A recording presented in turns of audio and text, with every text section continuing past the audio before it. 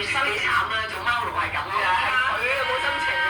係啊，咁佢冇心情咧，佢想喺出邊瞓咧，你係點樣鎖住佢都冇用嘅，佢就會叫到你咧開門俾佢出去為止。係啊，因為佢投降嘅，真係鬥唔到佢，鬥唔過佢嘅。係，咁就俾佢好啦，你可以聽瞓啦咁樣。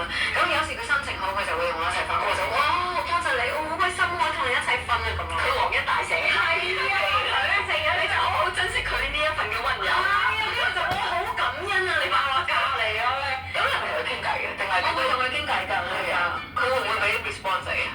會，佢都會嘅。佢會有啲微表情，我會睇得出。係啦，其實咧貓嘅即係貓奴，你會知嘅。作為媽媽咧，你人哋睇唔到，其實佢一個眼神或者一個鬚震一震咧，你就知道其實佢同你溝通緊。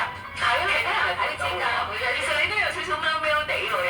你話你個樣咩？成日話我同我隻貓好似㗎。會㗎，其實對於相處越似佢，仲要相處耐咗咧，個主人都有個貓樣嘅啫。Sorry sir，你個貓樣啦。咁你再同我話定咁，我就着衫啊，同埋咧你知有一期咪好興咧，將兩隻手搭住咁嘅。冇啊，佢唔會睬我。佢睬你都傻啦，搞就好啲，玩嗰個遊戲。着衫佢一般啦，係啊，過年過節啊，Christmas 會戴個領啦，農曆新年又會着個紅色嘅